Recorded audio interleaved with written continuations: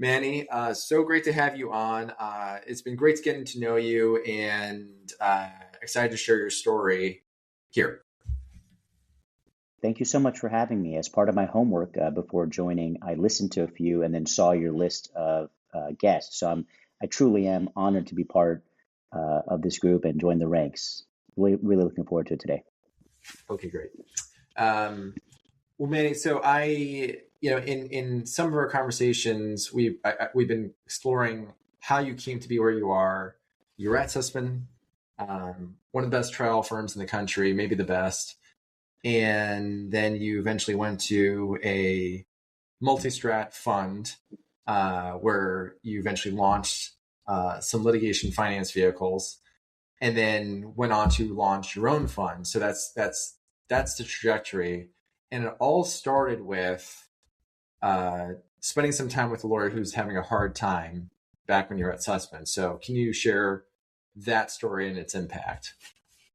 Yeah, thank you for asking. And I'm so thrilled to be on. It's interesting when I was doing all this, like you don't connect the dots and, imagine what's going to happen. But looking back, it's fascinating because it's just a story of good friendship, which may be really what networking is about. So this story, which is a true story and now is like helped launch our new fund, all started way back probably in 2012 when I was a baby associate at Susman Godfrey. It's a prestigious and amazing firm. It's not known for great quality of life, let's put it that way, or at least back then. So there was another associate, terrifically smart guy, probably 2 times as smart as me, and just an amazing lawyer, baby associate. He was new to the office. His wife was still doing a residency. She's now a dentist in Houston, but back then she was a dental resident somewhere in the Northeast, and they had just had a kid. So this guy was slogging like, 90, 100-hour work weeks. And, it was tough for everyone. And so maybe his first or second week at the firm, I noticed it probably just because, and a lot of people have to figure out how they network. It just was inherent for me to like walk around the office and notice these things and, try to connect with people.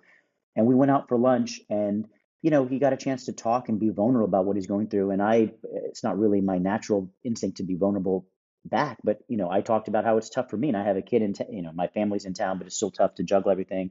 And that one conversation started a real friendship within this firm at Susman. And then fast forward 9 years later, guy makes partner, is an amazing rainmaking lawyer. We had just started the litigation work at my previous company. A month into it, he emails me out of the blue. We kept in touch, but he emails me and says, you've been a good guy. Can you fund this case? And that's how it started. It went on to be one of the biggest cases in 2023. I know you do a lot of patent cases. It was one of the biggest cases in the patent arena. And it put us on the map, put me on the map as a funder. And it all started from personal connectivity. And so it's just a story sometimes I try to tell my kids about being friends and connecting with people. I think it's a great story because it truly did change my career. Can you break that down a little more? Tell me about, so you got the case, this was like a major inflection point because you hadn't funded a patent case yet. Because did you say you're only a month into working at the fund? Okay, so it was our first case overall. Your first case overall, and so your whole experience before that was trial lawyer. So you weren't in litigation finance. This was the transition to it. What was the first thing you did? Say, okay, so this lawyer, my friend comes to me, he's got a case. Now what? We were a month into, starting the fund. So the now what was really, the framework for that had been put in place, in the months preceding. And I say this to a lot of lawyers. I think lawyers are good leaders. We knock ourselves and say that we're not entrepreneurial, or we're not like, having 2 new ideas per day, like what we think of great CEOs or visionaries. But lawyers, in my view, are very good at task sheets, to-do lists, and getting things done. So although we were just a month in, we had built the infrastructure on how to underwrite, have the fund in place, have capital in place. So we had all that there. We just weren't ready for such a big, prestigious case to come in, just because we weren't expecting that. We were planning to have a few, years where we're trying to, get enough deal flow to justify having a fund. But it's just that preeminent case from this amazing law firm and amazing lawyer came in very early, but the infrastructure had been there because of this tax sheet mentality. Mm-hmm. And then, so that matter performed very well. But before you get that, how did you identify the terms that you, what the terms that were fair market terms? Like, how did you come to determine those for this matter? That's another thing that I hope we spend some time today on, like lawyers as business leaders. And there's a lot of axioms that I live by. I'm sure many of your other guests and you might live by, but like, one of these things always floating in my mind is the Jeff Bezos rule of making decisions with 70% information. So how do we have the terms? Before we started the fund, I didn't want to start the fund until everything was in order. Not to say it was perfect, right? 70% rule, but we had, it's called a litigation funding agreement ready to go.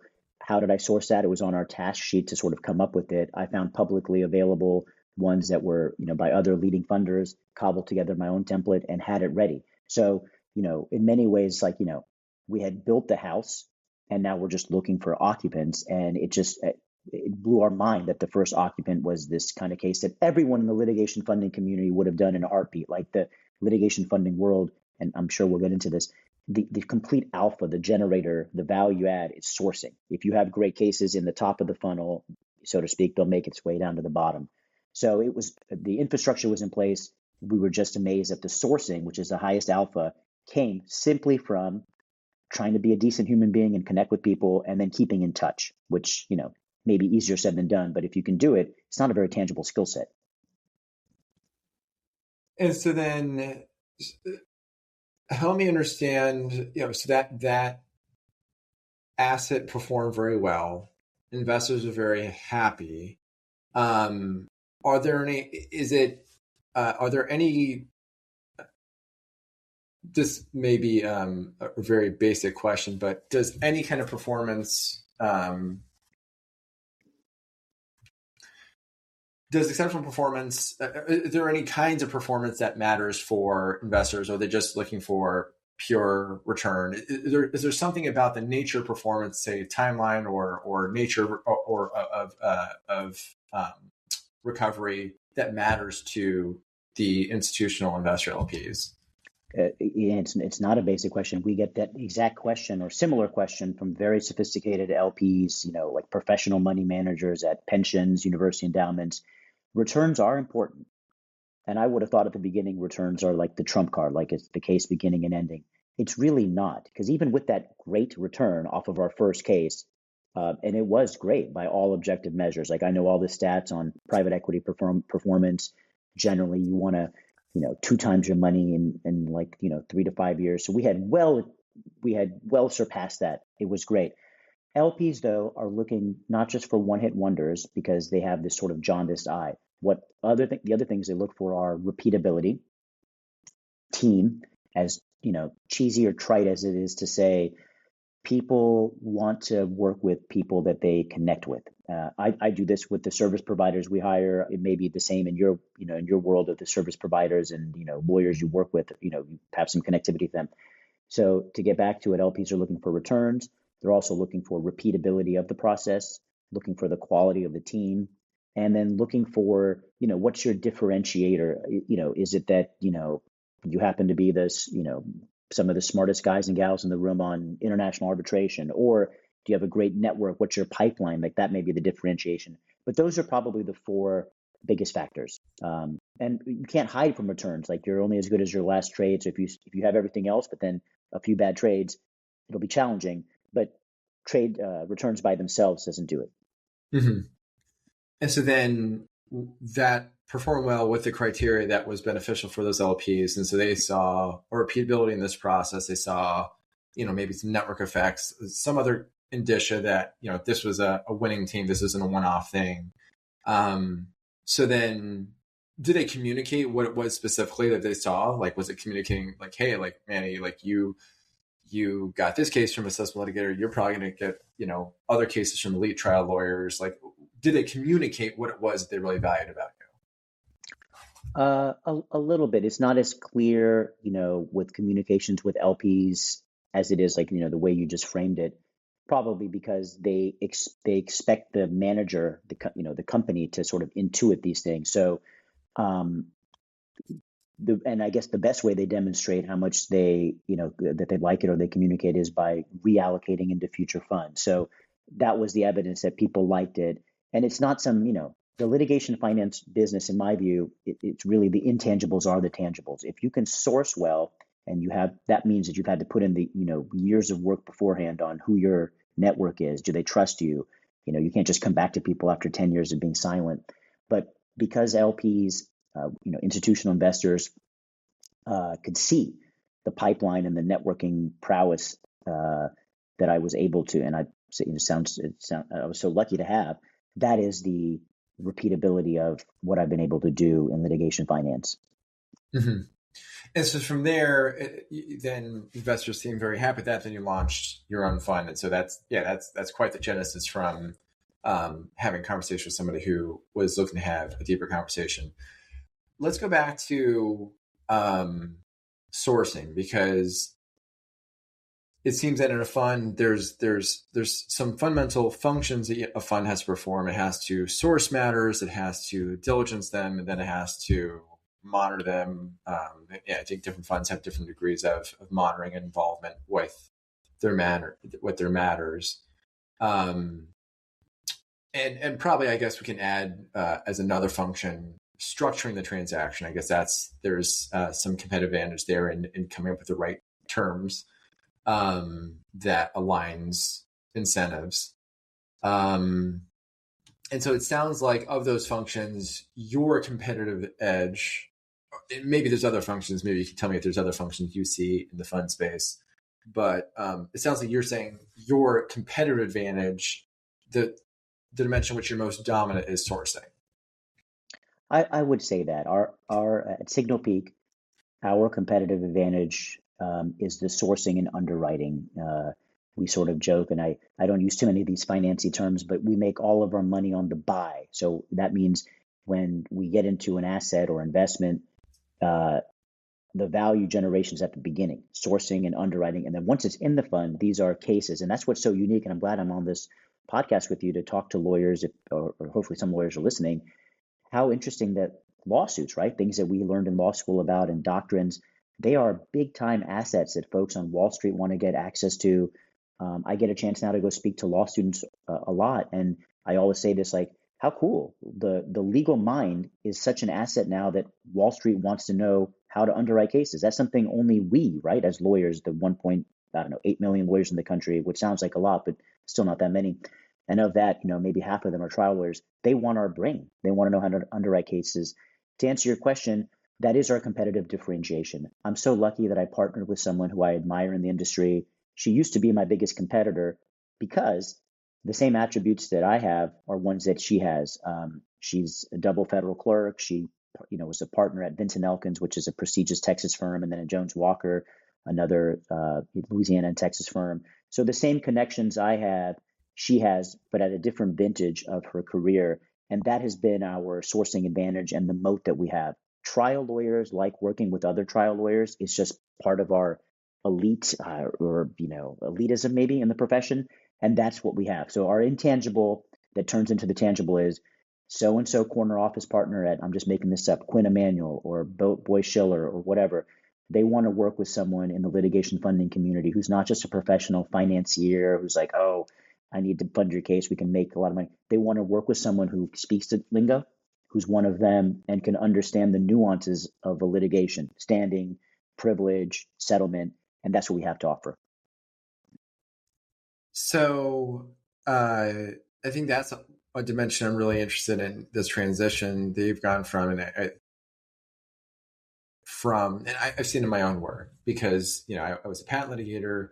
And now as a recruiter, recruiting is really more common with deal work than litigation. There's some principles that you use from litigation of how to communicate effectively, how to persuade, how to structure negotiations effectively. There's some things litigators do well in that way, but I think litigators, probably overrate their ability to do deal making, among other reasons, because they have this artificial world where there's a set of rules, in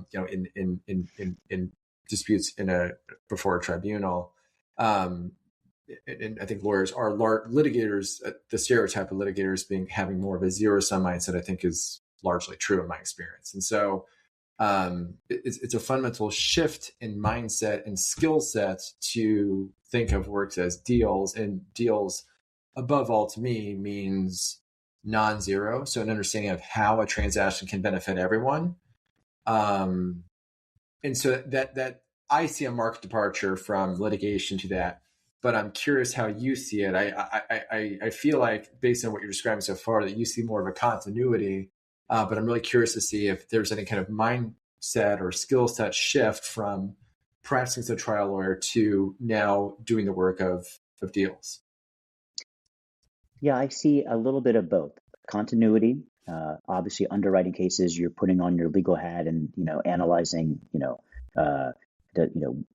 can I get indirect damages in this case? What's the statute of limitations? You're putting on your sort of law review, law clerk or litigator hat. But the aspect of thinking about these in a non-zero sum game is something I'm glad you noted, because it's very true. I bring this up only because it's relevant here to what I'm about to say.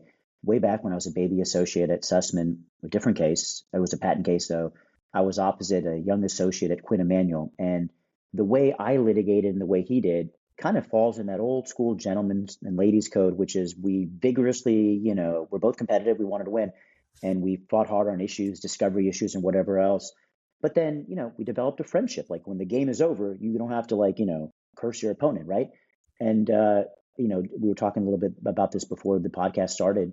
Old school politics was a little bit that way. Ronald Reagan and Tip O'Neill, right? They would shake hands after and have a beer after duking it out on policy. So anyway, I bring that up to say, now that's a lawyer who sends us cases, even though we met in an adversarial setting.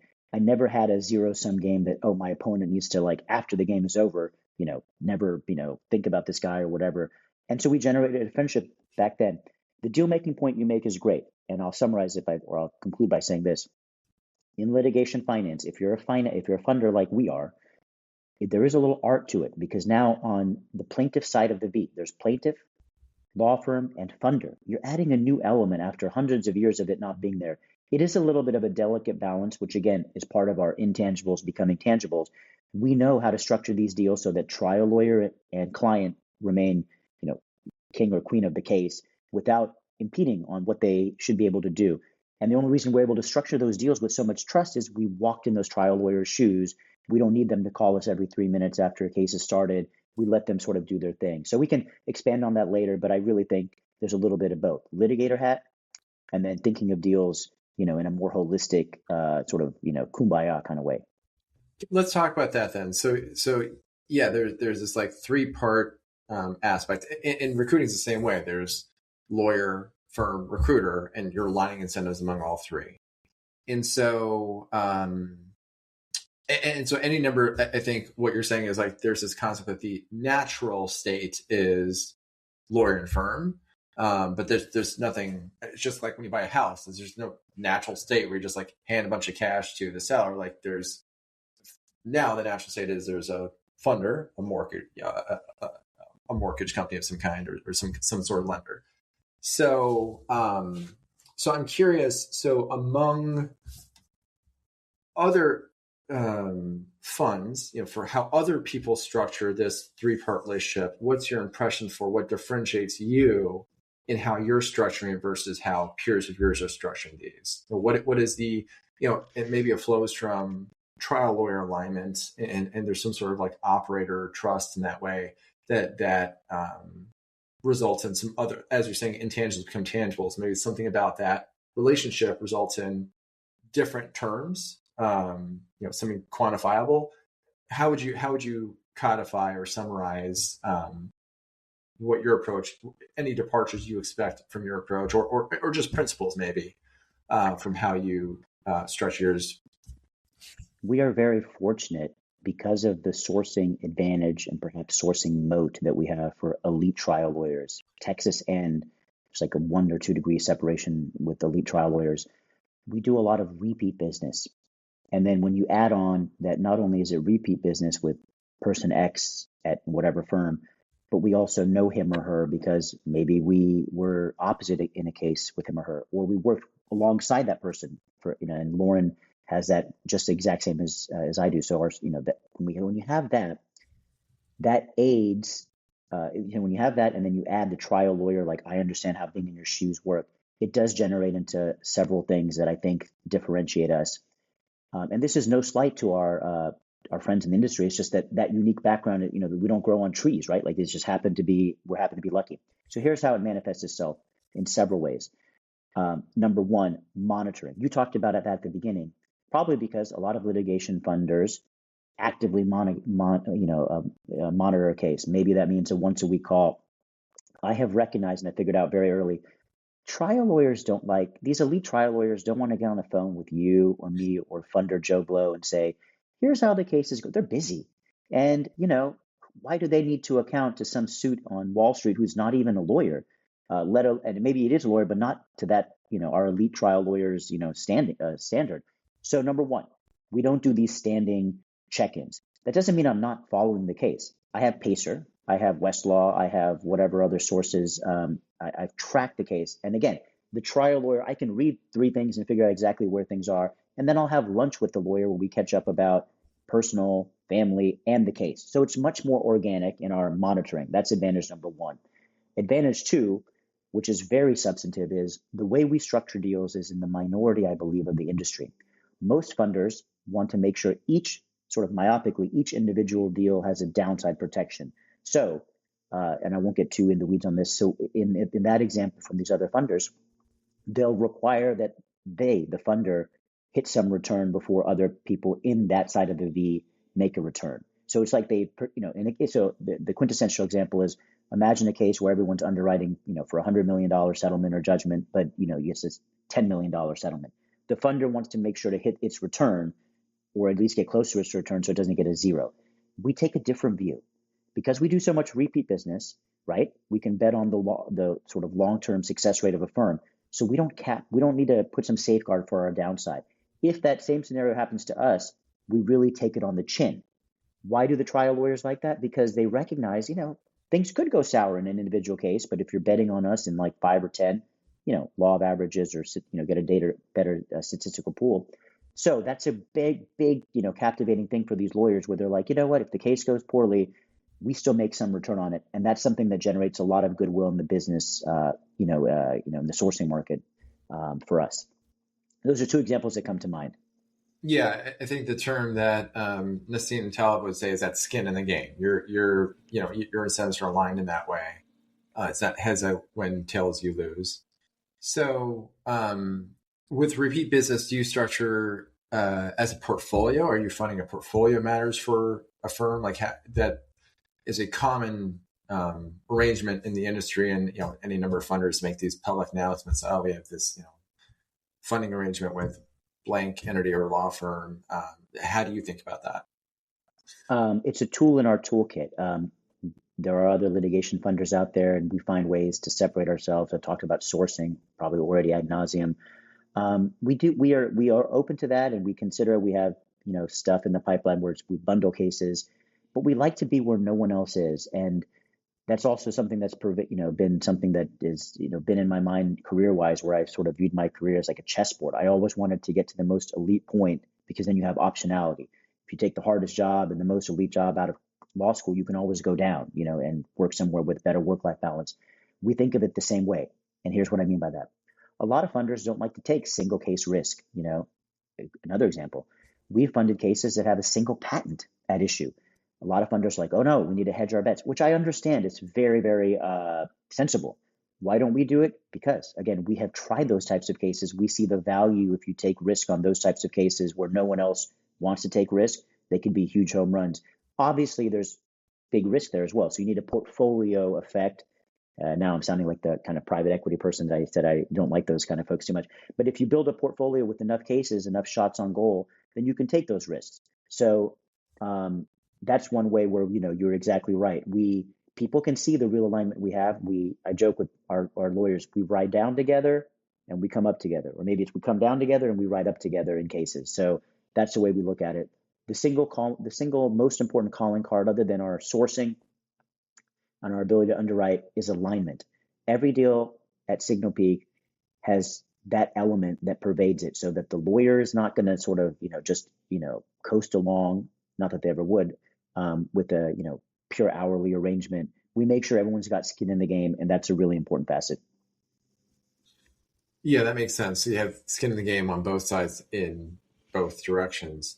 Going back to, say, the single patent case you funded, do you look for other things to de-risk that? Is that coming in the context of a team that you funded several matters with, or are you willing, like, trying to think about how risky your risky bets get, or for any risky bet, is there some mitigating factor, like how diverse is this portfolio, or the portfolio like a little more concentrated? Yeah, and I think I got all of your question. And if I didn't, you can ask me to add on to this. The factors that we look at that help us get comfortable with, for example, a very risky single patent case, which maybe other fund, let's stipulate that very few, if anyone, would do that. Like, it's very risky to do that. IPR risk, as you well know, and some of your listeners know, invalidity, just everything is very pronounced. This is a good point for me to say everything that we do, that Lauren and I do at Signal Peak, at least from my perspective, I owe to Steve Sussman. Steve Sussman, the founder of Susman Godfrey, in my view, was the first commercial funder, because he and his firm took commercial cases on a contingent fee way back in the 1980s. Not many firms did that. The reason I bring that up is our diligence model follows the learnings that I got from him. How lucky am I that I got to be at that firm and understand how they underwrote cases? So in regards to your question, a single patent case, yes, that's a risky thing. But how does venue look? How do damages look? Who are the experts going to be? How long till trial? How strong, what's the settlement history of that defendant? If you just look even at these like 5 pillars I just mentioned, if all of those are zingers and out of the park, that might get you comfortable in a case. I'm sure, although I said we funded single patent cases, there's many that I've passed up on because they don't have the other confluence of unicorn factors. But you can break down a case, if you think of it in investment, terms, into 5 or 6 compartments, give each part a score, or, however you want to do it to homogenize your overall portfolio. And that's what we do.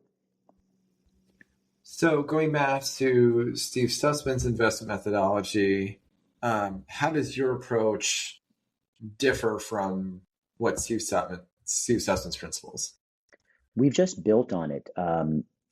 Obviously, I'm biased, or Steve is like to me, a legend and, a mentor. Many people listening to your podcast may feel that way, but I want to stipulate I work there and I think very, very highly of him. We've just built on it because things have changed in the last, 15 years, where he wrote this like diligence memo, and we, emulated it. Here's some examples. We now have data on lawyers. You could say, tell me about, Joe Smith at firm X. How's his win-loss record? And I have that data. So one big difference from the Steve Sussman era is they never had to underwrite lawyer, right? Because they're litigating the cases themselves. When I was there and we'd get a case approved to take on a contingent basis, we knew we were litigating it and we believed in the capability of the lawyers at the firm. Now, when I underwrite in this seat as a funder, I spend a lot of time on what's the win-loss percentage of the lawyer, what's his or her integrity, what are other cases that person's handled. So that's a big part of our analysis. And the other big part is now there's so much publicly available information, plus stuff from our database on cases we passed on, that you could say, hey, tell me, McDonald's, how many cases does it settle? What's its track record? And that's important to us, right? We don't want to always fund cases against litigants or defendants who will go to the end of the world to take you to trial. So those are 2 differentiating things: assessing the lawyer and having stats on, not collectively, but reliability of settlement from defendant. With that data approach, and I'm curious about how you make inferences about the future. So let's say in the realm of patents, you're funding a lot of patent cases. So, and you mentioned IPRs, and so there's a lot of challenges with getting IPRs instituted right now, and so that's there's a lot of uncertainty at the PTAB about as a forum, and so then what are the consequences of that? A pretty straightforward inference to draw is that you'll see more disputes in district court litigation, and then maybe the ITC as well. How do you? I am normally reticent to make predictions because I know there's lots of ironic consequences to actions. And so I think that's something I feel somewhat confident in making an assertion. And of course, tacitly or explicitly, people are making predictions about the future. So as a legal recruiter focusing on patent litigation, I'm making a bet that, first of all, firms will continue to thrive and, need legal recruiters, that there's, opacity in that market and requiring trust and expertise. So those are bets that I'm making. Then also on patent litigation itself, that patent litigation will remain durable and evergreen. So I'm definitely making those bets prospectively. But so I'm curious for you, data driven or otherwise, let's say with patent litigation, pull out your forecasting model or whatever, or your crystal ball. How do you think about, when you're thinking about the future of your fund, how do you think about what comes down the line for patent litigation? We think about it in an organized way. Every month or so at our company, we get out of the daily grind and however busy we are on, daily intake and sourcing and underwriting, and we just sit around and think about macro issues that are out there. And one of the macro issues is, where do we see trends? Where do we see things closing up? And how can we best optimize ourselves to take advantage of that? And let's use the patent area as you brought it up. We take, I think we take a spin on Bezos's line. We sort of have 95% of the information, and we're at an informational seat of power before we underwrite the case, right? We know the lawyer's track record, we know the defendant's history of settling, we know what the claim charts look like, et cetera, et cetera. So we have a lot of information. We don't have a crystal ball in the future, but what we do is we pull the trigger based on a reasonable assessment of where things are going down the line. So the biggest concern for us these days is regulation of litigation finance. The one thing to think about in stark terms is, oh gosh, if we fund this patent case, in 3 years, will the court require review of our documents? Will someone say patent litigation funding is not appropriate, or not, perhaps even not not something that should happen? So what we do on that is the best we can. And our company participates in ILFA, which is a lobbying organization. We're having an event in February. We have a member of Congress coming and another congressional candidate. So we do our best sort of being in the know about these things. And if we hear that, like, gosh, in 3 years, or there's this thing in this bill in Congress that in 3 years could really impact us, that might slow us down a little bit with what we're doing. But on that stuff, maybe just like how you're feeling in your business, you can do the best you can and be confident with your underwriting now and have a reasonable view of the future and blow and go. Because if you get paralyzed with what might come about, it'll detract from the short term of the success of that particular case or this round of cases. Mm-hmm. Can we go back to what you learned from Susman and Steve Susman? So, when I think in the market, when people think about Susman, they're thinking about the process he used to litigate cases. There's patterns there, the culture, the ethical culture, and its success and outcomes. And Manny, you may be aware of this, but I did some research, and on Susman's website today, there's still a list of letters of recommendation for the firm, and you're in there. So this is from, I'm not sure I pronounced the name, Mirtha Casimir.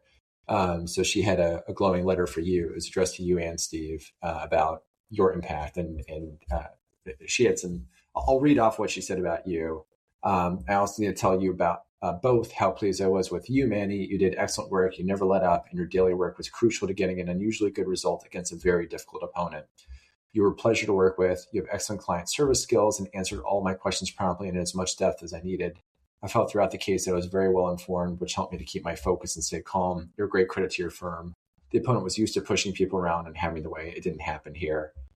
Well, I guess now that I've said that, I think probably we need to take a moment to zoom in on that and hear about that. And then I'll come back to my question. But so tell me about the posture of that matter, and tell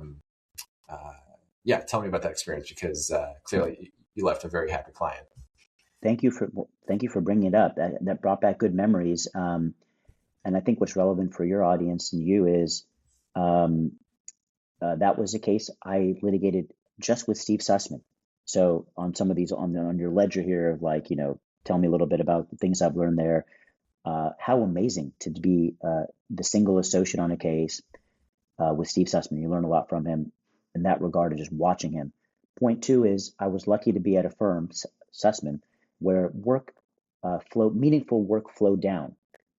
Lawyers like me, young baby associates or junior associates, got a chance to, I think I argued the summary judgment in that case. I took some depositions. This doesn't really happen at a lot of firms because the partner level, lawyers are either tasked or keep the work. So that's part two. And as far as this case specifically, and I guess this nice glowing letter that she wrote, which I hadn't thought of in so many years, that part it's something that I'm lucky to have. I'm a communicative person by nature. I'm sure my wife and kids may say too communicative, but what that helps with is clients love updates, right? Clients love touch points, and that's something that we do in our business now. It's so interesting, and I'm so humbled to say this. Our business now, Signal Peak, follows so many of these little things that we've learned along the way. So we often give clients non-update updates, as we call them. Hey, we'll get you the term sheet, in 3 days, and then we stick to it. People just like to know, in my opinion, where you are in the process and that your matter is as important to them as it is, or as important to the funder as it is to them. You might feel the same way when you have, so many placements, people like wondering, gosh, am I going to hear an offer from these firms? If you give them a little touch point, as long as it's honest, obviously, and there's some meaningful component of the information, it goes a long way. So hope I've addressed the micro of that case and a little bit of Steve Sussman. The last point I'll make about Steve and that firm is that's a tremendous display of trust, right? Steve Sussman, best trial lawyer of his generation, letting me, I don't know, second year associate, do most of the heavy lifting in that case. How amazing is that? His oversight is there. So if I started, veering off course, he could come course correct. But that's something you don't find at very many firms. Maybe now a little bit more, but back in those days, almost none, as I can recall. Yeah. And so for going back to Sussman, I think even just that little blurb hits on those three components of process, culture, and outcomes. And so when you think about, and maybe there's other functions you have in mind, which of those do you think is the dimension in which you are most emphasizing at Signal Peak? I heard the first one. What were the three options in your prompt? I have in mind process, culture, and outcomes. What's the most important at Signal Peak? It's definitely the first two. Outcomes you can't control, and it's like, I have all these quotes that I enjoy following. In the old days, I used to read a lot of legal books, Supreme Court books. Otherwise, now I read a lot of business books. But Steve Jobs has this great quote I think he gave at the commencement at Stanford some years ago. You can only, when you look, you got to trust your gut and move forward and hope hope you have successful outcomes. But when you look back, you'll be able to connect the dots of how you did things. So for me, process is like the most important thing, because if you're doing things right, then you have to assume that some of the outcomes will be successful. So we're big believers. It's Lauren's phrase, but what you put out in your community comes back to you. So we think the same way about our process. We have a very detailed, rigorous process on underwriting. It comes from some of the Steve Sussman guidelines. We don't cut corners there. And when you follow that process and you have the benefit of great sourcing, you end up being in great trades or great investments, and therefore, outcomes, hopefully will justify the process. But to me, outcomes is something we don't think about. It's the other two that we do. And for underwriting, I know there's different dimensions that you are tracking. So things, there's, I think standard things for underwriting is, what's the damages case, and then what's the likelihood of prevailing here. You're working backwards, what's our ability to collect here. And so there's just, you're working backwards from that. I think there's somewhat standardized milestones or principles you're using. Do you think within underwriting there's some dimension you have a competitive advantage, and maybe it's assessing likelihood of prevailing, based on your trial lawyer experience? That's my best guess for what your competitive advantage would be in underwriting. But is there some dimension in underwriting you feel that your team is particularly strong at? Yes, I do. and it flows back like macro principles. Put yourself in the trial lawyer's shoes, right? And you can naturally play that part. When a trial lawyer is looking to have his client get funded and may go out to 2 or 3 funders, speed is a great currency, because lawsuits are depreciating assets. You want to get it on file. Plus, there's an emotional element, right? The plaintiff's been waiting around, law firm's been waiting around. Let's get it going. We know exactly what that feeling is because we were there. And here's what we do substantively. We have organized our business at Signal Peak to fund cases that Lauren and I know we're used to litigate. Lauren clerked for 2 federal judges. I told you, she was a partner at a blue chip Texas firm. I clerked for 2 federal judges. We know how to try those types of cases, the ones that we fund. So here's what we do in underwriting. We exercise so much speed that we get to term sheet and finality while other underwriters are still trying to hire, while other funders may still be hiring somebody to underwrite. Because we do so much underwriting ourselves, right? We just happen to move faster. So that's one tangible aspect of our underwriting is we do it ourselves for the most part, which does put a lot of work on us, which is why we limit the things we fund to things that we've litigated before, right? If you give me a patent case and 5 claim charts, I can go through it pretty quickly because I speak that language. You won't find us funding, injury cases or foreign, international arbitration disputes with foreign countries. I just don't know that area, neither does Lauren. So that's how we cultivate an underwriting advantages, going off of what we know trial lawyers and their clients want, which is, come on, get me an answer. We beat a lot of our competitors on pure speed. Obviously, you can't just shortcut and be like, yes, this looks like a good case or it doesn't look like a good case. You need to have the horsepower internally to be able to do it. And that's just, we're lucky in that regard. And I think speed also ties to your principle earlier of the Jeff Bezos concept of making a decision at 70% of information. Well, I guess my first question is that speed is, I think for a number of litigators or lawyers, it's a bit of a challenge in that they're used to really thinking things through, valuing creativity, and accustomed to, whenever possible, having the time to clear to really think something through, make a thorough memo, that sort of thing.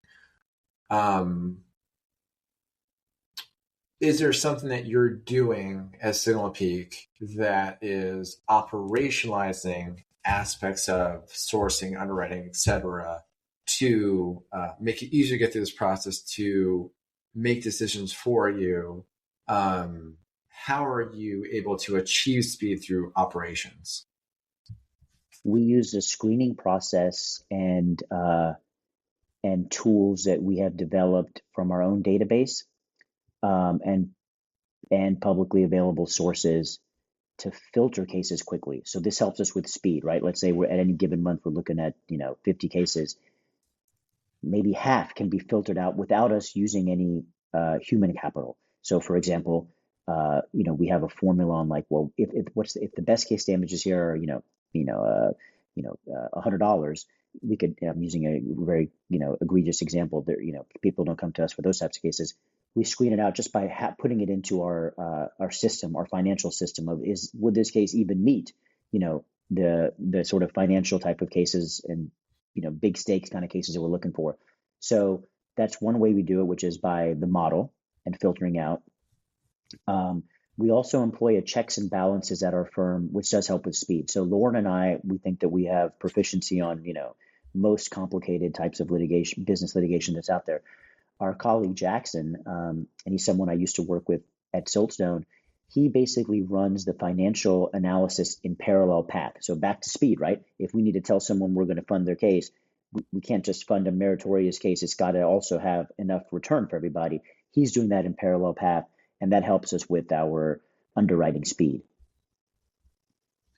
So going back to your partnership, how did you come to, you mentioned that, you were competitors.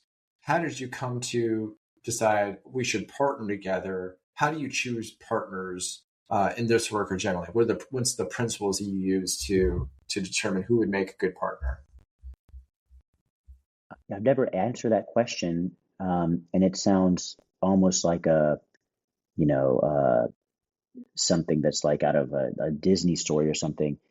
I only had thoughts of ever partnering with one person after I left Silverstone, and it was Lauren Harrison. There's many prongs to it, so it's not as simple as that, but she fit everything that I could possibly want to have in a partnership. Number one, I admired her work. I knew, number two, she's a person of very high integrity. She was a funder in the community, so I knew all this about her reputation. We had worked together before on putting judges at conferences, so we had a working relationship. Number three, there's a personal gloss that's very unique. Her husband, Jeff Harrison at Susman, a larger than life, phenomenally successful trial lawyer, was basically like someone I looked up to at Susman. I went to trial with him. So I knew of Lauren through him, and I thought so highly of Jeff. Like he's, in many ways, like that letter that you read of Dr. Casimir. If Jeff ever wrote anything nice about me at the firm, I'd print it out and put it in my office. Like that's how highly I thought of him. As you're coming up at law firms, you look up to these partners.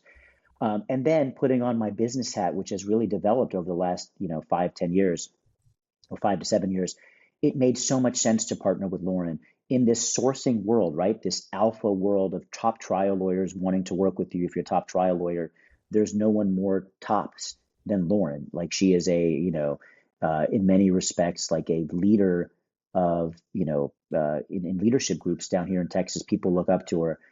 Parenthetically, my wife used to practice law at the firm Lauren did, Vincent Elkins in Houston. And she also looked up to Lauren. And although they weren't in the same practice area, Lauren would give speeches to young associates all the time. And so basically that was the confluence of factors. There was no one else that, has all of those qualities. And she fits our sort of Texas trial lawyer theme. And it was just a perfect fit. I'm so thrilled that she agreed to join. She's not we're at different points in our career and she may not, frankly need to work, but it was just such a great thing to be able to join up with her. Mm-hmm. Is there anything special about how you talk in the context of law firms, clients, and funders? There's that triangle there, and alignment is really important. Is there anything unique you think you're doing in your fund around alignment that is effective? Yes. In our fund, it's sort of like it all comes full circle because most of the cases have unique alignment, right? Let's just use a clear example. We're not funding a lawyer, at 100% of his or her hourly lodestar, right? Because then if you put your cynical hat on, like, what's the incentive for this lawyer to get things settled, right? You got to have more of a stark alignment with the lawyer. Because we find that on a deal by deal basis, our fund is unique insofar as we present a batch of these very aligned cases, which is just hard to find. Without going too far down the rabbit trail, 9 of the top 20 litigation only firms are in the state of Texas. That's because Susman Godfrey started here in 1980, and there's a whole list of others that you might now know on that big list. AZA is on there that I know you're familiar with. Gibbs and Bruns, another great Texas firm. I'm not suggesting we work with all these firms, but what I am suggesting is because all those firms exist here in Texas and a lot of them in Houston, we have access to these firms who believe in alignment a little bit more than a standard big firm that generally makes its money on an hourly lodestar. Because of that, we source a big portfolio of those, and our funds, one of our funds calling cards is investors will note, gosh, your deals have such an alignment with the lawyer that it makes it very captivating for them to see that type of alignment. And what my question is, say with you and Lauren, or say with your investors, is there anything that you think is novel, or can you describe just the first principles you're using for how you align that team and those investors? Maybe one thing that's novel about the alignment is we on purpose structure our fund to be smaller than some of our peer group. And part of the sort of the marketing of that is investors recognize that we don't have the pressure to sort of stuff cases in just to hit our minimum target. We'd rather do these smaller funds more often, right, and not have the pressure of having to keep it going so long to find less attractive cases. So that may be one alignment calling card. And the reason we're able to do that is we source so quickly. that by the time we close a fund, we already have, 75% of the cases ready to put into it, and then on to the next. So it's like a very rinse and repeat continuous process. And maybe by comparison, some larger funds may not have that alignment because let's say they've, raised $1 billion and they take their management fee off of it, maybe the LPs are thinking, well, they're really, if the cases are bad, what does the manager really care? They're already making a terrific, return off of the management fee. What do they care that their cases may not return well? There's no clear example I have in mind, and I'm not, I presume no one in the industry acts that way, but you can think how investors may think about it. They'd rather see a small fund where you're not sort of getting wealthy off the management fee, but you got real incentive to make sure you picked well in your, 20, 30, 40 cases in your docket, in your fund. Are there any properties you're looking for in investors? Yes. Part of the, the charm, and I feel tremendously lucky to, now co-lead this company with Lauren. I've gone from associate at law firm, albeit the best in the country, and have a pure legal hat to being able to say, how many people get to be in the position I'm in. And part of it is because our anchor investor is someone I used to work with when I was at Siltstone, so I've been around with them for several cycles. I'd love to have a repeat investor base of people who are like-minded. Here's an example. We love university endowments. When you make money for a university endowment, where does that money go? It helps pay scholarships or academic need or, for people who may not be able to go to that school without the returns you're delivering. How fulfilling is that where you're not look at my world that I'm in. I can help a plaintiff access great lawyers and take on X, Y, and Z big tech company and make money that he or she then uses for her business. Or in one example I had from my past, someone built a family foundation for future tech entrepreneurs. Like how amazing and fulfilling is that work? And if you can buttress it with LPs who are doing the righteous or good things, it's an amazing thing. So basically we look for repeat LPs. If we can be choosy, and it's not always the case that someone can be choosy, I prefer our LPs not to be just professional money managers on Wall Street. It's just, I would prefer them to have a mission that resonates with us, because then all of the work that we're so lucky to do fits this nice circle of giving. I don't want to make any mistake or sort of sound, cookie cutter about it. Returns are important, and we couldn't do this business without making returns, but you can make returns and make an impact at the same time. Mm-hmm. So let's go back to there's something you talked really early on about your training from Susman, and you're advocating for more litigators to become entrepreneurs. And you're saying that lawyers are especially good at going through task sheets, task sheet leaders. Tell me more about that concept and how you implement that today. Tell me about your we can get into brass tacks. How do you organize the tasks you work on and get through that? Because I think that's I think operations is a very under-discussed aspect in law and business generally. And I've noticed that, there's 2 out of the 3 federal judges I've interviewed have both talked about that process and case management as being highly underrated. And so I'm noticing a trend here. So I'm curious to hear about how you think about the operations by way of this concept of being a task sheet leader. And the task sheet leader is something I think I just coined. So if it sounds hokey, you can blame it on me. I think it resonates for me personally, and I wonder, and you may have a better sense of this, I bet you it applies for a lot of lawyers.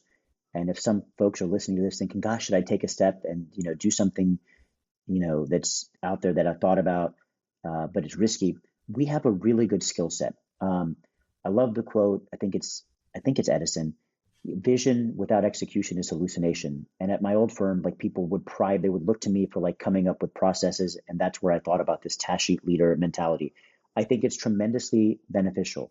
Operations does get stuff done, right? Yes, you have to have some idea, right? You come up with 10 ideas and pick 1 or 2 or 3 that work, but then you can't get anywhere without, being extremely almost obsessed with the process and setting up, an organized structure. So here are things that we do. And again, a lot of this, I was lucky to learn from Steve Susman. We keep a master task sheet at our firm with all tasks that are needed to be done, and we have a weekly call to discuss it. again, this is a practice I learned at Sussman and something we do. It keeps everyone organized on a weekly basis. Another process that we use.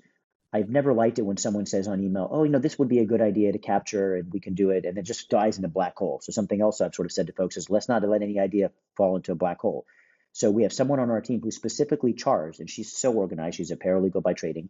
She makes sure to capture those stray things and put them on our monthly agenda for what I talked about earlier. Once a month we get together with a cup of coffee or figured, I don't know, maybe people should have a glass of wine and we just sit and talk slowly and think about, this was an idea someone raised on email. Should we actually put it on our daily and weekly list and have someone assigned to do it? Another principle, one task, or really it's one riot, one ranger. It's another Steve Sussman principle. We give our task. Yeah. One riot, one ranger. So every task that's on our task sheet has one assigned person to do it. I've recognized, and again, I owe this to Steve Sussman, you don't need 5 people doing one task, then you get the tragedy of the commons. No one knows who's doing it. You assign one person, and his job is, or her job is, to come back and say, on the next weekly call, this task is done. If you're curious about my process, here's how it was. Here's how it, went by. So those are some daily things. And the last thing I'll say about this, and I'm using this from my own example. Again, I feel tremendously lucky, but starting this new company with Lauren, we had a master overarching, or maybe like an omnibus timeline where we said, January 1st, pick name, January 15th, office space. If you give yourself deadlines, right, which forces you to be organized, then you got to hit them, because lawyers are good at that, right? Most lawyers, and almost all the lawyers I know, court says, you have your brief in. Oh man, that brief's going to be in. So that's what I found. And a lot of this, again, it's probably not written in Harvard Business School stuff because it's so intuitive, right? It's like so intangible, but forcing yourself to have a task sheet, forcing yourself to maybe consider like this monthly loosey-goosey ideas generation where you can talk about new ideas and help steer the ship. Don't let ideas fall in the black hole. Make sure one single person is accountable, for certain tasks. They have done wonders for me, and I owe so much credit to people who I, have emulated these ideas from, and they guide our firm. We get a tremendous amount done with our small, lean team because we're very clear about the tasks. How much wiggle room do you have, when you raise a fund, you're telling your investors you're committing to doing certain kinds of things, and there's a wheelhouse you're going to stay in. There's certain kinds of assets you can acquire, et cetera. So there's some guidelines for how you approach, and hopefully there's some creativity as well.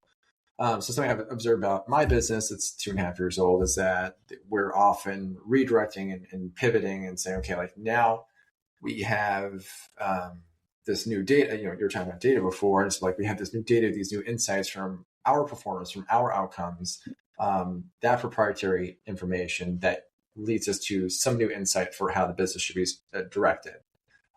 So for instance, in our case, this past year, out of 15 placements, 8 of them were patent litigators. And so the signal from the market is very clear of like, this is the value that you're generating here. This is your alpha. And so that's something too. So we use that data to make the decision and say, that's for at least the next year or so, potentially indefinitely, that's going to be our focus. So how do you use data insights from your performance or new ideas coming up from something from first principles? I know it's a much abused phrase these days, but how do you use that to shape, because you mentioned collecting new ideas, like what is the process for redirecting, like what might change or what has changed since inception? That's the better question, is what has changed in your business since inception? And does that give us a clue for what could change, say, in a year's time? One thing that's changed from inception is we found value in cases from a source that we didn't contemplate before. I'll give one example. There's sometimes claims out of bankruptcy that I never thought that we would find to be, potentially, compelling enough to put in the fund. And so here's our process on melding first principles with having the flexibility to do so. In the private, we're not a public company, we're a private company. Our mandate is defined in sort of the fund document of what we can do. One of our first principles was, although we're super focused, you could probably get a feel of how focused we are following, cases that we've litigated or the kind of cases we fund. But our documents allow us to sort of be in anywhere in the commercial litigation sphere. it'll stipulate we have no idea, no incentive, and no background and no idea to ever get into mass torts and that kind of stuff. But we're allowed to get anywhere we want in the commercial litigation sector. We choose to be in the specific ones that we allow us to go fast and all that stuff I talked about for the sourcing advantage. But here's how we do it. Every month, we sit around and we say, what are the trends we're seeing? And I'm making this up. Someone may say, listen, we're starting to see tremendous value in the international ARB space. And so then what I'll do is assign someone at that meeting, say, hey, listen, write a short memo on this, because the monthly meetings we use as a way to steer the ship. You can't really change things on a daily basis when you're just so in the grind.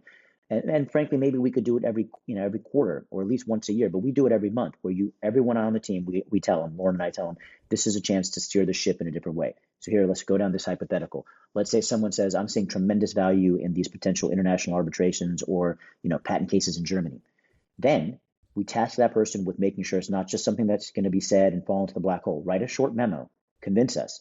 And if we are so moved by it, then in the next iteration of the fund, right, our funds are very fast, we can broaden the language and change. So that's probably, hopefully, as real of an example as I can give, where you see everything coming together. I have never experienced someone on a weekly call, accomplishing his or her task, coming up with a great idea that changes us right then and there. You have to sort of pressure test it in the weekly or quarterly setting, and then make sure we got group momentum, and then we're able to change, really the way the ship is steered. Mm-hmm. Are there any metrics you're measuring on a quarterly, monthly basis? We do measure our intake. Intake means like possible cases we can fund. I spent so much time earlier talking about sourcing. So that is something that we follow and track. And here's this hypothesize. If we ever noticed that our sourcing was dwindling, right? Counterfactual example here. But then because of all of our processes, right, we have a monthly check-in. Someone would say, here's our sourcing for the last few months. And let's just say, counterfactual example, we're down to 3 cases we've sourced, in the last month or something ridiculous like that. We would immediately say, okay, this warrants a deep dive discussion. Let's put on the calendar, and everyone come up with some ideas on his or her own. Let's have another, slot this on the calendar. Let's come here, come up with the 5 best ideas and start improving.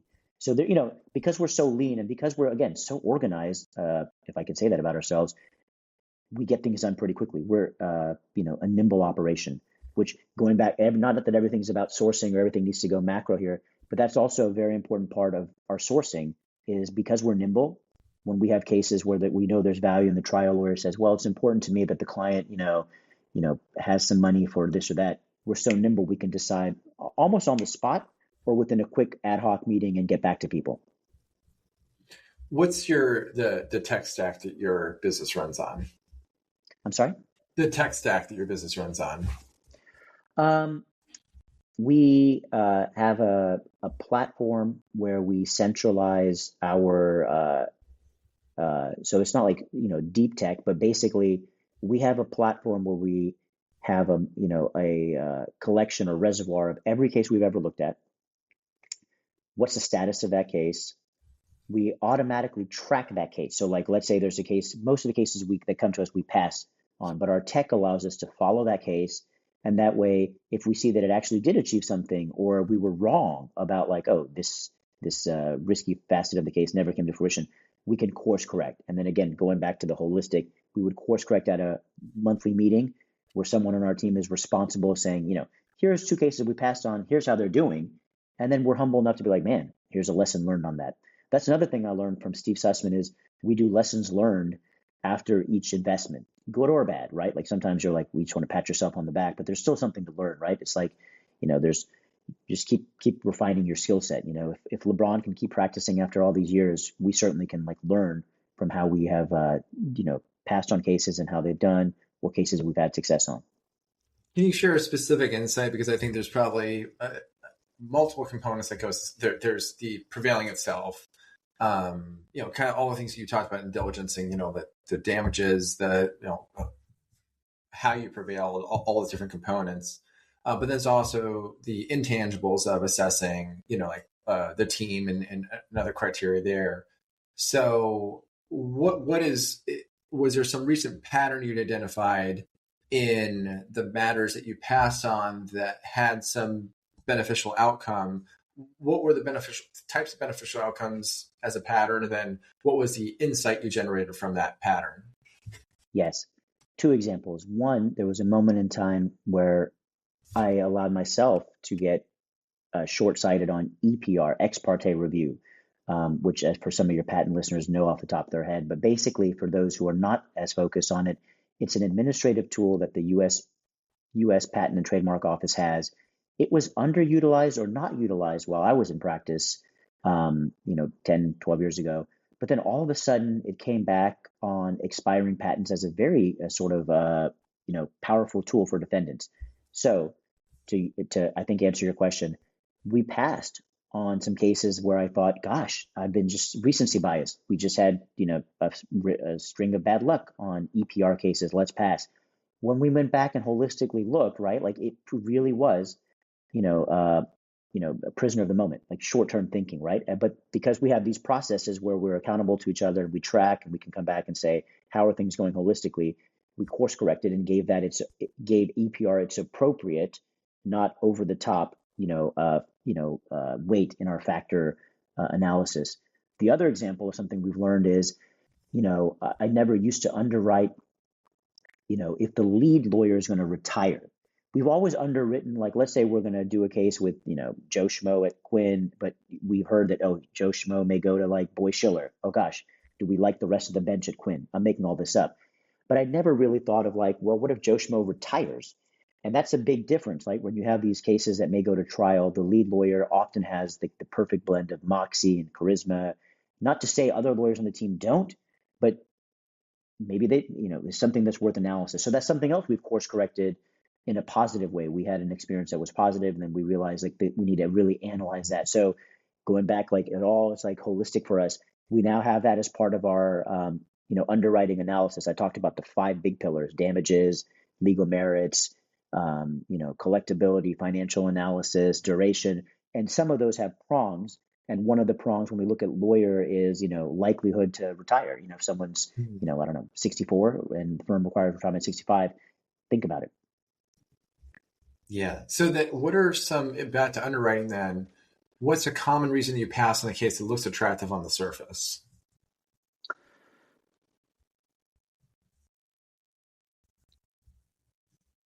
Oftentimes, and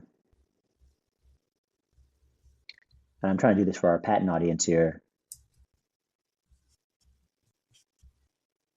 venue and damages. I know I gave you 2.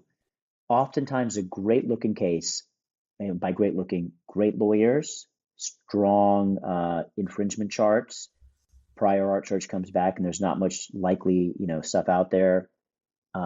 Defendant is, someone, that is collectible, but the venue puts you like, I'm making this up, Southern District of New York or Northern District of California, that's more real. And you're really worried about how long the judge will take, or if you might get, tossed on summary judgment, even though you don't think it should be. But sometimes the whims of the judges, particularly in districts that are not really patent friendly, can really alter a case. So I would say the biggest reason that we have turned down otherwise perfect looking cases or unicorn looking cases is venue is just very challenging. That's a function, again, of recency bias. 10 years ago, pre-TC Heartland, none of us, listening to your podcast had to worry about it as much. You may not have ever thought about it. Back in my day, you could sue like 5 defendants in the Eastern District of Texas in the same case. So that's one area. And number 2 is damages. The Federal Circuit, to be very specific here with your audience, the Federal Circuit has just made it seems more challenging to get big damage awards approved or affirmed. So this is like a first world issue to say this, but it comes from monthly meetings. We sometimes will pass on cases where the damages are too high. Talk about what a weird counterintuitive thing that is to say, but these you got to think about, is it settlable? Sometimes the defendant will say, look, I'm not going to settle this thing because I'll win at the Federal Circuit. We have passed on that, and surprisingly, it's probably a second big area of us passing, which I know people are like, my goodness, what kind of first world issue that, but it really is an issue, right? A judgment is just a piece of paper. You got to get it affirmed or got to get it settled. So those are 2 areas, and it all is holistic. It's part of our underwriting now. That's super interesting. Then also, as far as underwriting, yeah, I'm not sure if you consider this part of underwriting, but choosing counsel or working with counsel, um, how do you think about that? Because you mentioned a lot of big brand names, Sussman, Quinn, Bowie Schiller. Uh, are you betting on those platforms? Are you betting on up and comers? I've seen there's other funders that I think favor working with up and comers and then having repeat work and flows there and like iterating there. How do you think about large established platform or particularly experienced practitioner versus up and comer? We're really. I know we have been throwing out these examples, and the Quinn and boys. I just threw them out. I'm not any active cases. It's just easy for people to follow along because everyone knows those names. We're agnostic. So much of the benefit of what we do is the people and this virtuous cycle. Again, the LPs that we like are repeat LPs. They have a mission. The deal flow that we do is a lot of repeat, but about 10% of our cases come to us without counsel. It's a more recent phenomenon. So therefore, it's incumbent on us, Signal Peak, to match it up with the right lawyer. So just from very recent stuff, like in the last few weeks, I've sent matters to a very small firm in New York that happened to be the right fit in my view for that case because there was right technology, and it's a small Skadden spinoff where I know some guy used to go to law review with, or was on law review with, as a partner there. So again, just it goes back to like trust and relationships and networking. He's a great guy, and he's a great lawyer. That firm seemed to be the right fit for that case. I've had cases where it comes in without lawyers, and it happened to be the perfect fit for like a huge am law firm because they have a person there who's done this type of case often. So I'm kind of agnostic about premier brand versus up and comers. Oftentimes you can find amazing alignment from up and comers. So there might be a little sort of thumb on the scale for that as well because they don't have such a high opex of their firm where they need to say we need to be paid by the hour or whatnot. And then we talked a little bit about portfolio construction, but then how do you think about so you're making a concentrated bet that you are focusing on patent litigation within domain. How do you think about the bets you're making? Are you looking to have uncorrelated bets, or are you looking to have concentration? Like maybe you're saying, hey, like I'm really bullish on a particular kinds of technology, or I'm really trying to do these kinds of maybe competitor disputes or whatever. Like what within that domain of you've got a wheelhouse patent litigation that's a concentrated bit of some kind. Within a domain, are you further concentrating? Are you diversifying? How do you think about that? Maybe a little bit of both. And here's what I mean. Back to our macro. On our monthly meeting, we also have a little bit of time where we look at the portfolio, and we have guidelines for our portfolio. One thing to just note and correct is we don't exclusively do patent cases. I've just been bringing it up because it resonates with your audience, and me and you are both patent lawyers. But our mandate is broader, and we don't. And let's just say even I wanted to do all that, I think that would be too concentrated because there are tremendous values cases in other areas as well. So going back to this, we have macro principles on what's our aspirational sort of number, like percentage of the portfolio. Do we want 10% patent cases? Do we want 60? Do we want 90? Do we want 20? And the way we do that is at these monthly meetings before we launch a fund, we're aspirational. We list it out based on all the things we've learned. Then as far as your point on, so that's sort of macro, that there is some concentration parameters. Then so we do have that. But then on the sort of deal by deal basis, like within a subsec, let's use patent. I try to follow the principle of like if, using kind of a joke here, like if a NFL team is drafting or an NBA team is drafting, sometimes they don't draft for need, they just draft the best player available. We do the same thing. Whether we funded 3 straight semiconductor cases, I'm agnostic to that when the 4th one comes up that happens to be the best for that time. So on a very deal by deal basis, we're not looking across technology and capping ourselves saying, oh, we just did 2 semiconductor cases, we're out, because I think that would cause us to pass on tremendous value cases, kind of the inverse of that EPR example where I was like, oh gosh, EPR risk bit us, in the butt twice, let's not do it the 3rd time. I think that's short-sighted because it doesn't affect the overall portfolio in terms of concentration. Mm-hmm. And thinking about, so you're refining and learning as you progress. So if you could, is there anything you do differently about launching the business with the insights that you have now?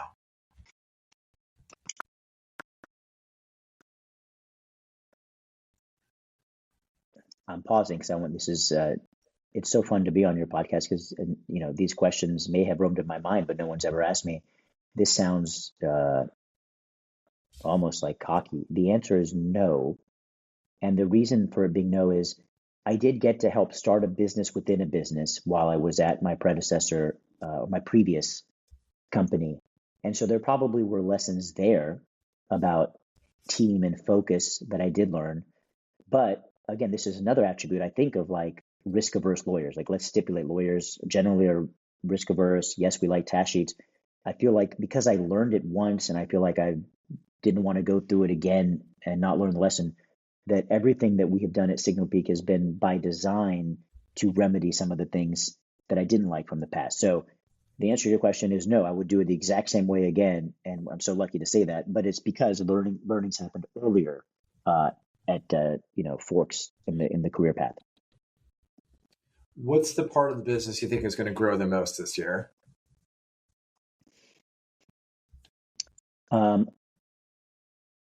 We are seeing tremendous demand for patent cases to get filed. I know this is a patent background for me and you, but I didn't mean for that to come out. Just it sounds like made for this podcast because the new head of the Patent Trademark Office is not allowing IPR to be used in the way that it was before. There is great enthusiasm from patent holders. There have literally been conferences called Return of the Patent Inventor, and we are just seeing, everyone come out and say this is the time, and they're trying to get lawyers. So there's tremendous enthusiasm there.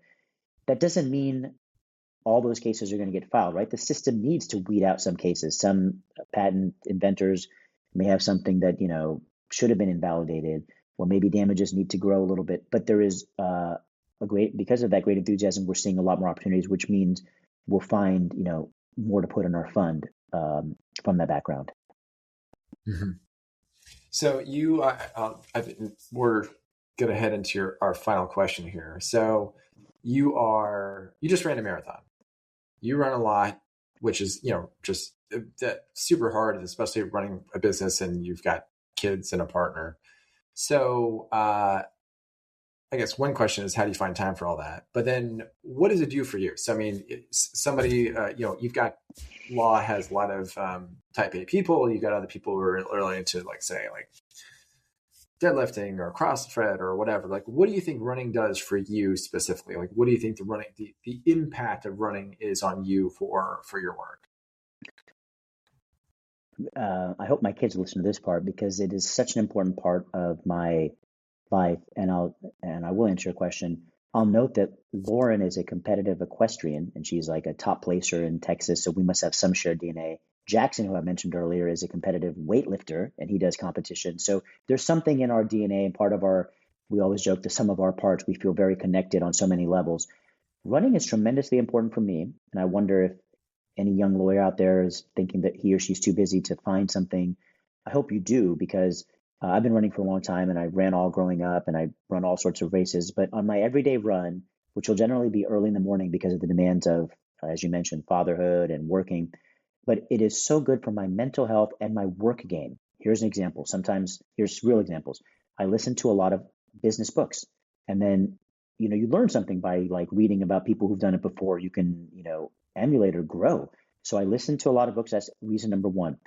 Number two, as I'm running, because lawyers are, as you said, type A, maybe risk averse, as I've said, maybe worry wart-ish, I find myself in my daily life to be magnifying blemishes or worrying too much. When I run, that goes out the window, and I can actually be like, gosh, I'm distilling these 5 work worries down to 2, and here's my plan for these 2.